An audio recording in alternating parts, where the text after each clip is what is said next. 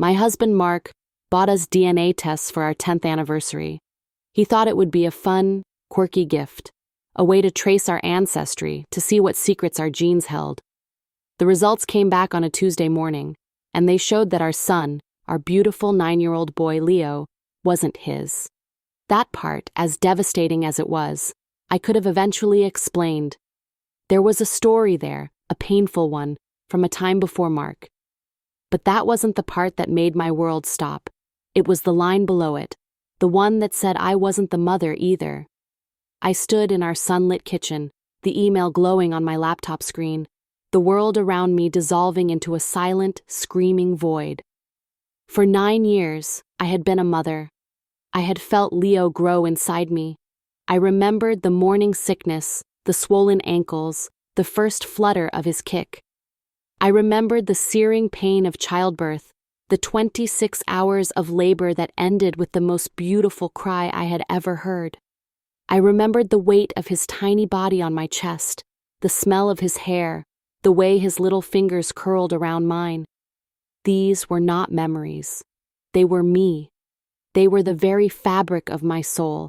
And this email, this cold clinical string of data, was telling me it was all a lie.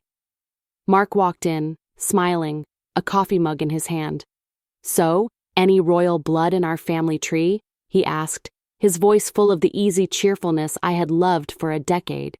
He saw my face, and his smile vanished. "Laura? What is it? What's wrong?"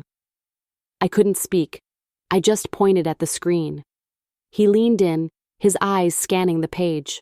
I watched his face go through a rapid, brutal transformation, confusion, disbelief, a flash of dark, ugly suspicion aimed directly at me, and then pure, unadulterated horror. "This says, Leo isn't mine," he whispered, his voice cracking. He looked at me, his eyes filled with a pain so deep it felt like a physical blow. "Laura, who is he?" "I don't know," I choked out, the words tasting like ash. "Mark, look at the next line, please, just look." He followed my trembling finger back to the screen. He read it once, twice. His brow furrowed. "Not the mother? What does that even mean? It's a mistake. It has to be a mistake, a lab error." But deep down, in a cold, dark corner of my heart, I knew it wasn't. Because in that instant, a memory surfaced. A memory I had buried for 9 years, locked away in a box labeled postpartum confusion and trauma. The memory of a nurse with cold eyes and a hurried demeanor. The memory of a bracelet, a tiny plastic hospital bracelet, that for a split second seemed to have the wrong name on it before it was quickly fastened onto my baby's wrist. At the time, I was exhausted, medicated, and overwhelmed. I had dismissed it as a hallucination, a trick of a tired mind. It wasn't a trick. "Mark," I said, my voice barely a whisper, "what if he's not ours? What if our baby, our real baby, is out there somewhere?" That was the moment our old life ended, and a nightmare began. The search for the truth would not just unravel our family. It would expose a conspiracy so dark and twisted that it would threaten to destroy everything we thought we knew about ourselves, each other, and the very nature of justice. Foolproof. The word mocked me. While we waited for the second round of results, our home became a silent battlefield. Mark looked at me with a mixture of pity and suspicion. The initial horror had subsided, leaving a lingering poisonous doubt. We both loved Leo with every fiber of our beings. He was our son, regardless of what the test said, but the what if was a cancer, eating away at our foundation. Maybe you had him with someone else, and you blocked it out?" Mark asked one night, his voice gentle, but the question was a dagger. "Trauma can do that." "I was with you, Mark," I said, my voice rising. "We were trying for a year. I have the pregnancy photos. I have the hospital bills. I went through 26 hours of labor. How can he not be mine?" And how could he not be Mark's? He had Mark's smile. He had Mark's goofy sense of humor. He had the same small dimple on his left cheek that only appeared when he was trying not to laugh. We had spent 9 years seeing our reflections in our son. Were we just imagining it? Projecting our own features onto a child who was a stranger? The second test came back. The results were identical. Leo shared no DNA with either of us. That night, for the first time in our marriage, Mark slept in the guest room. The silence from the other side of the wall was louder than any argument we'd ever had. I lay in bed, staring at the ceiling, the buried memory of the hospital bubbling to the surface. I remembered the nurse. Her name was Brenda. She had seemed stressed, overworked. She had taken Leo for his first tests, and when she brought him back, he was crying. I had tried to soothe him, and that's when I saw the bracelet. For just a second, I thought it read Miller instead of Collins. When I blinked, the name was right. I was so exhausted, I convinced myself I had misread it. I never mentioned it to anyone, Miller. The name echoed in my mind. The next morning, I knew what I had to do. The hospital had stonewalled us. The police would call it a civil matter until we had more proof. I needed a lawyer. Not just any lawyer, but someone who specialized in the impossible. I found him through a support group for victims of medical malpractice. His name was Benjamin Carter, a semi-retired pit bull of a man who had a reputation for taking on cases that no one else would touch. I sat in his dusty, book-filled office, my hands trembling as I told him the story. I told him everything, including the fleeting memory of the Miller bracelet. He listened without interruption, his face impassive. When I was done, he leaned back in his chair. "Mrs. Collins, what you're suggesting is a baby swap. It's the stuff of television movies. In my 40 years of practice, I've seen only a handful of credible cases, and they are notoriously difficult to prove." "But it's the only explanation," I pleaded. "Let's assume for a moment that you're right," he said. "The hospital will never admit it. They will bury you in paperwork and legal motions until you run out of money and hope. Their insurance companies have armies of lawyers. You need more than a feeling and a 9-year-old memory of a bracelet." "What do I need?" "You need to find the Miller baby," he said, his eyes sharp. "If a baby named Miller was born at St. Jude's on the same day as your son, and if that family now has a child with your and your husband's DNA, then we have a case. Without that, you have nothing." Find the Miller baby. It sounded so simple. It would be anything but. Mark was initially resistant. He was an engineer, a man of logic and reason. The idea of a conspiracy, of a deliberate switch, seemed fantastical to him. He was clinging to the hope that it was all a massive, inexplicable genetic anomaly. "Laura, we love Leo," he argued. "He's our son. What if we go looking for this other child and we find him? What then? Do we just swap them back? Leo is 9 years old. It would destroy him. It would destroy us. And what if we don't look?" I shot back, my voice raw with a pain he couldn't yet understand. "What if our biological son is out there, living with strangers, while we raise theirs? Don't you want to know? Don't you feel like a piece of your soul is missing?" My words hit their mark. He couldn't deny it. He felt it too. The phantom limb of a child he had never met. With Ben Carter's guidance, we began our impossible search. The hospital, as predicted, refused to release any records, citing patient confidentiality. We filed a motion to compel, but Ben warned us it could take months, even years. "We can't wait that long," I said, a new, fierce determination hardening my voice. "I need to do something myself." Ignoring Ben's advice, I started my own investigation. I went back to St. Jude's, not as a grieving mother, but as a detective. I sat in the cafeteria for hours, watching the staff, trying to remember faces. I searched for Nurse Brenda on social media. I found a profile for a Brenda K. Larkin, who had worked at St. Jude's until about 8 years ago. Her profile was mostly pictures of her garden and her cat. But then I found something else. A group photo from a hospital charity event, dated a few months after Leo was born. In the photo, standing next to Brenda, was another nurse, a woman with a familiar, cold look in her eyes. I didn't know her name, but I knew her face. She was the one who had administered my epidural. She was the one who had been in the delivery room with me. The name on her tag was blurry. I spent a whole day with a magnifying glass and photo enhancement software I learned to use from online tutorials. Finally, a name emerged. Helen Gable. I searched for Helen Gable.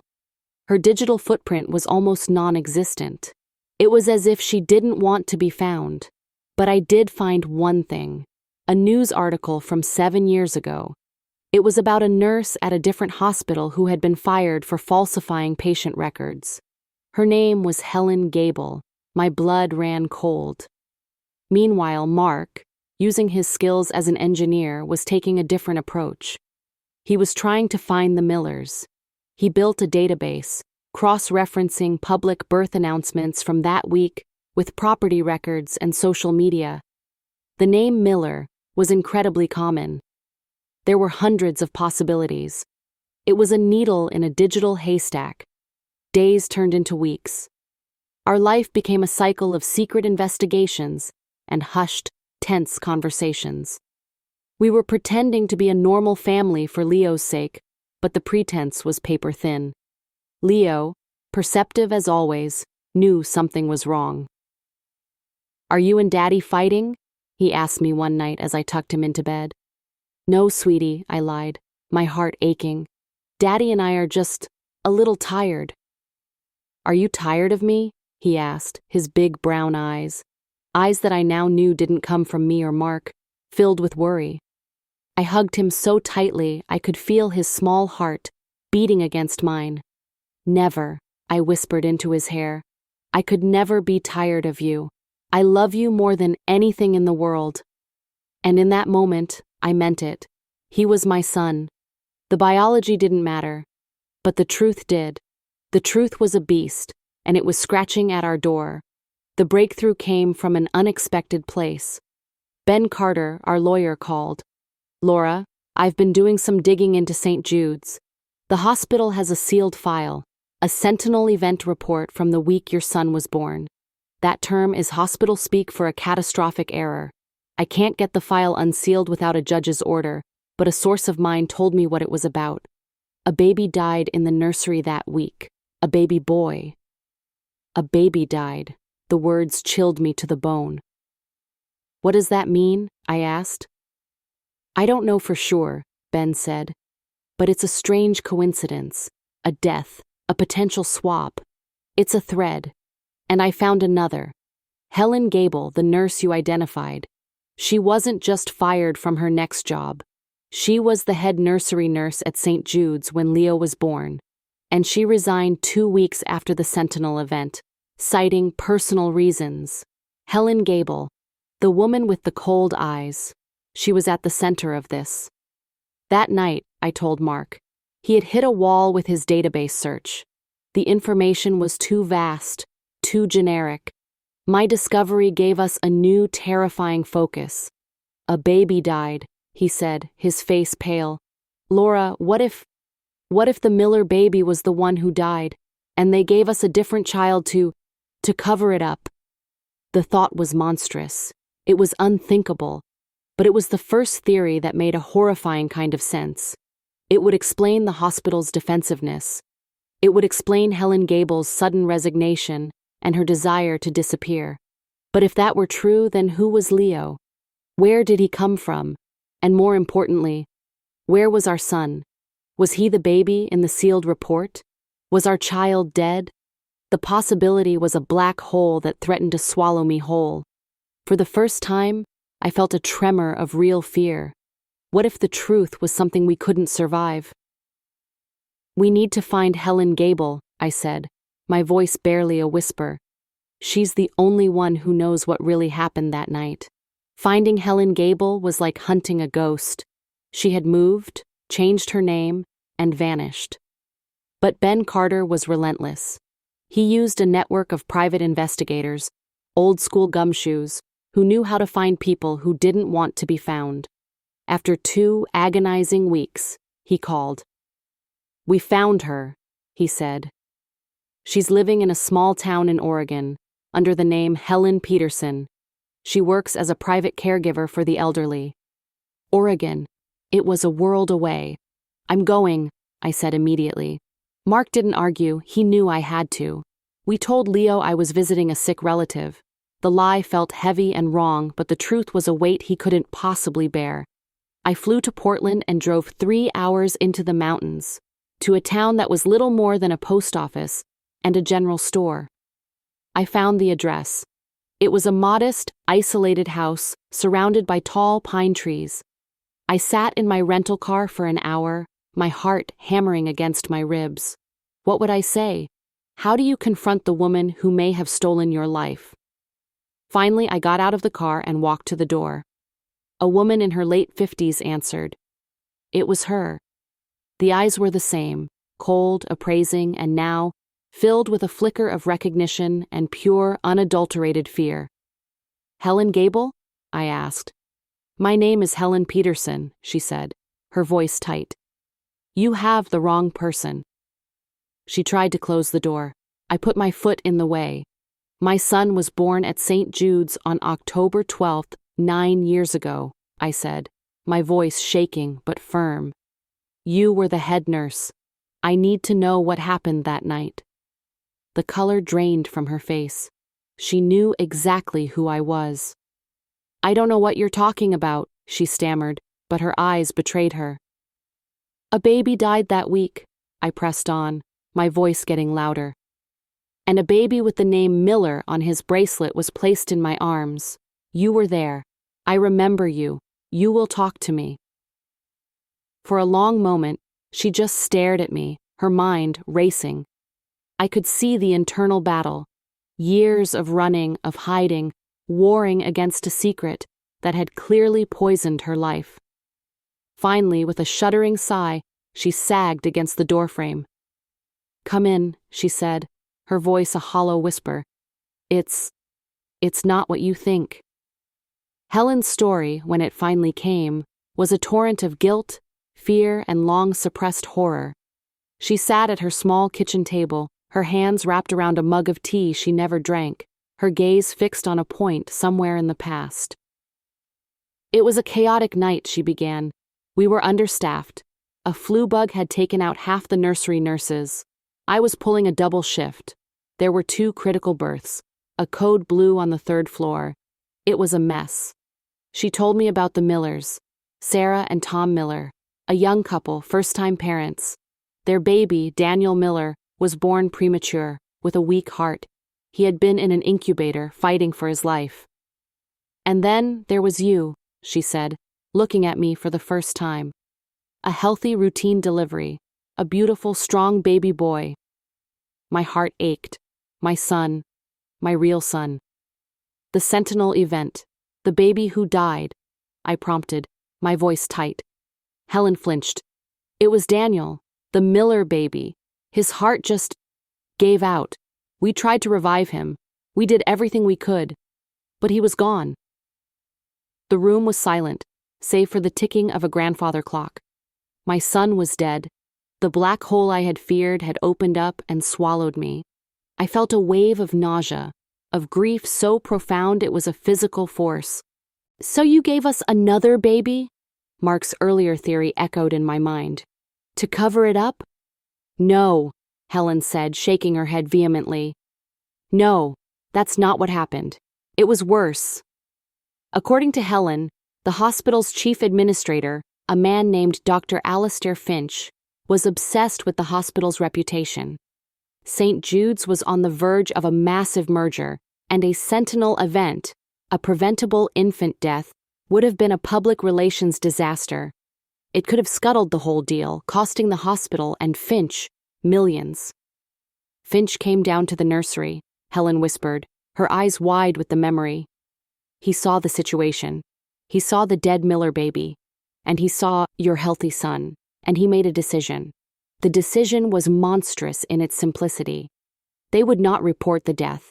They would switch the babies. The Millers whose son had died would be given our healthy baby. and we, the Collins family, would be given a different child entirely, a baby whose existence was a problem they needed to solve. "Who is Leo?" I asked, the name feeling foreign on my tongue. "Where did he come from?" This was the part that Helen could barely speak. There was another birth that night, a young girl, a teenager. She had given the baby up for a closed adoption. The baby was supposed to go to a family in another state. He was a John Doe in our system, waiting for transfer. Finch saw an opportunity, 2 problems, 1 horrific solution. He ordered Helen and one other nurse, Brenda Larkin, the one who had seemed so flustered, to make the switch. They would tell the Millers their son had a miraculous recovery. They would place my healthy son in their arms. They would place the John Doe adoption baby in mine. And the records for the dead baby, Daniel Miller, would simply disappear. Falsified, shredded, erased.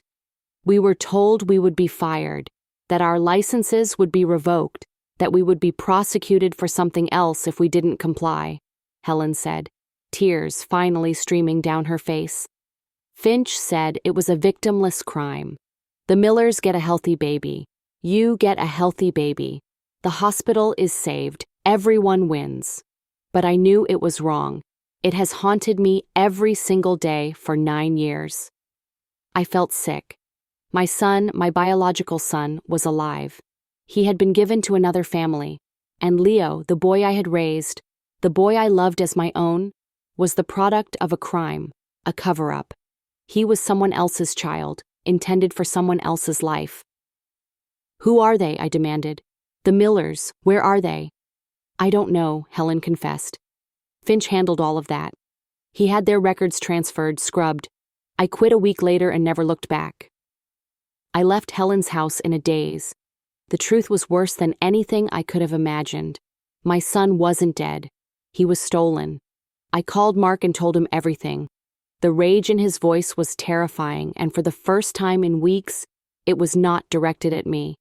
It was directed at the hospital, at Finch, at the system that had allowed this to happen. The suspicion between us was burned away, replaced by the white-hot fire of a shared purpose. We were going to find our son. When I got home, Ben Carter was waiting for us. I had called him from the airport. He now had a sworn, videotaped deposition from Helen Gable. "This is it," Ben said, his voice grim but resolute. "This is the cannonball we needed. A confession from an eyewitness. This blows the case wide open. The legal battle that followed was brutal. We filed a lawsuit against St. Jude's Metropolitan, Dr. Alistair Finch, and the parent corporation. The hospital's army of lawyers descended. They tried to discredit Helen, calling her a disgruntled former employee with a history of mental instability. They filed motion after motion to delay the proceedings. But we had something they didn't count on: the truth. And the media. Ben Carter, master strategist that he was, leaked parts of Helen's deposition to a trusted investigative journalist. The story exploded. The St. Jude's baby swap. It was a national headline. The public outcry was immense. The hospital's stock plummeted. The merger was put on indefinite hold. The pressure forced the court to unseal the records, and there it was, buried deep in the archives. The original birth certificate for a Daniel Miller, born and deceased on October 12th, and the original certificate for a Collins baby boy, and a third, anonymous record for a baby boy Doe. 3 babies, 2 families, 1 lie. The court ordered the hospital to provide the last known address for the Miller family. They had moved out of state to a quiet suburb in Colorado. Their names were Sarah and Tom. Their son's name was Danny. He was 9 years old. The day we saw his picture for the first time, my world stopped all over again. Mark and I were in Ben's office, looking at a grainy photo pulled from a school website. He had my eyes. He had Mark's nose. He was the spitting image of Mark's father. He was our son. I started to sob, a heart-wrenching, guttural sound. 9 years of missed birthdays, of missed first steps, of missed I love yous. A whole lifetime stolen. Now came the hardest part. What do we do? The court arranged a supervised mediated meeting.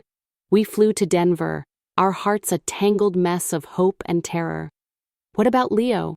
We had spent weeks with a child psychologist, trying to find the words to explain the unexplainable. There were no right words. Leo, I had said, sitting on his bed, my voice breaking, we love you so much. You know that, right? You are our son, and that will never, ever change. But we found out that when you were a tiny baby, there was a mistake at the hospital, and there's another little boy who needs our help. He didn't understand. Not really. How could he? His world was about to be fractured. The meeting took place in a sterile office building. When Sarah and Tom Miller walked in, I saw our mirror images. A couple, ravaged by a quiet, gnawing pain they couldn't name. Sarah looked at me, and in her eyes, I saw a flicker of the same terrified recognition I had felt. And then, their son walked in. Danny. My son. When his eyes met mine, a jolt went through me, a primal maternal connection that transcended time and logic. I saw Leo in him, not in his features, but in his spirit. A quiet curiosity, a gentle soul. Then we saw their family photos. And the final, horrifying piece of the puzzle fell into place. Their son, Danny, the one standing before us, looked nothing like the baby photos they had from the hospital. Those baby photos, the ones they had cherished for 9 years, were of a different child. They were photos of the original Daniel Miller, their biological son, the one who had died. The hospital, in its cruel efficiency, had given them the photos of their dead son, but the body of mine. They had been grieving a child who was alive, and loving a child they believed was their own, but who was a stranger. The revelation broke them. Sarah collapsed, her cries echoing the ones I had held inside for months. They had been lied to on a scale we could barely comprehend. The DNA tests confirmed it all. Danny was our biological son, and Leo. Leo was the John Doe baby, his biological parents still a mystery. The weeks that followed were the most excruciating of our lives. We were two families, broken and bound together by a shared trauma. There was no easy solution. The courts couldn't just order the children to be swapped back like pieces of property. They were human beings, with attachments, with memories, with love. We tried joint visitations. Danny would spend weekends with us. Leo would spend time with the Millers, who were reeling from the double blow of losing the son they thought they had and discovering the one they'd lost was dead. It was a disaster. The children were confused, resentful, and terrified. Danny missed the only parents he had ever known. And Leo? My heart broke for Leo most of all. He felt like he was being replaced.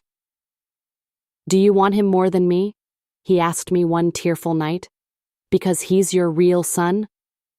"No," I told him, holding his face in my hands. "There is no real or not real. There is only love. I love you. I love Danny. My heart just had to get bigger to hold you both." The legal case against the hospital concluded. We were awarded a settlement of a magnitude that was meaningless. No amount of money could buy back the 9 years we had lost. Dr. Alistair Finch was fired and faced criminal charges. Helen Gable, for her testimony, received a plea deal with community service. Brenda Larkin, the other nurse, had passed away from cancer 5 years earlier. The money, however, did give us one thing: options. Mark and I, along with Sarah and Tom, made a radical decision.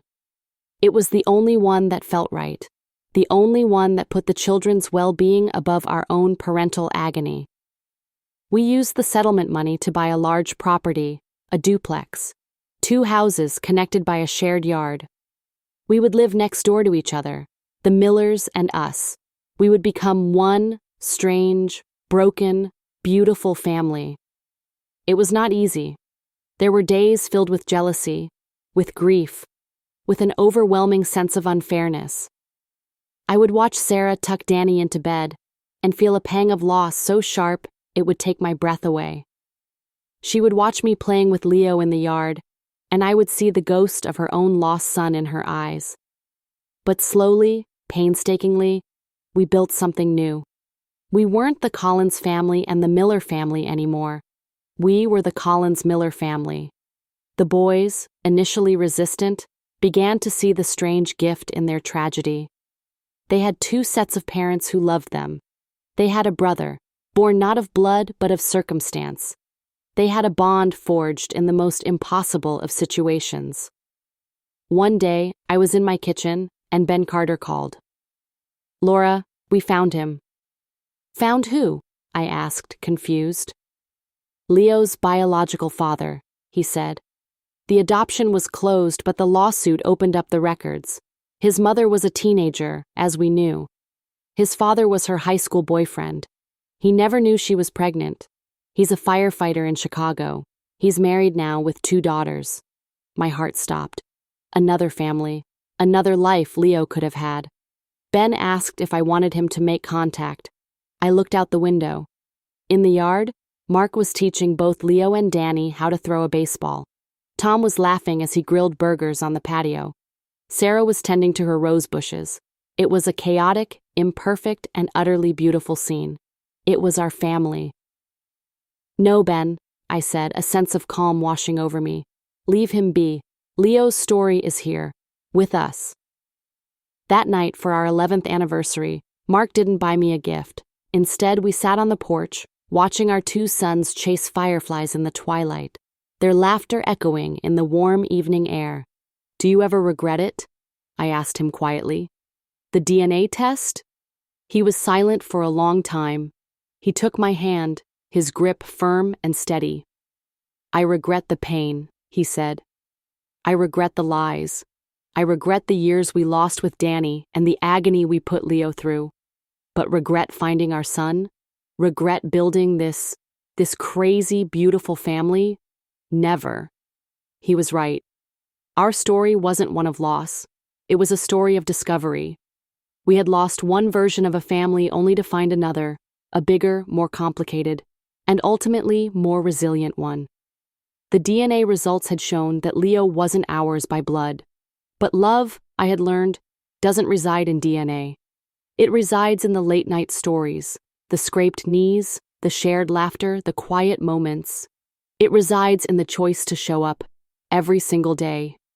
My name is Laura Collins. The worst day of my life was the day I found out I wasn't my son's mother.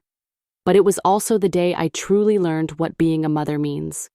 If you liked my story, you can support my journey by making a donation so I can continue to share these life-altering experiences. Thank you in advance. And I have to ask, what would you have done in my situation? I would love to hear your thoughts in the comments. I'm always so curious about what you all think. And please, let me know where you heard this story.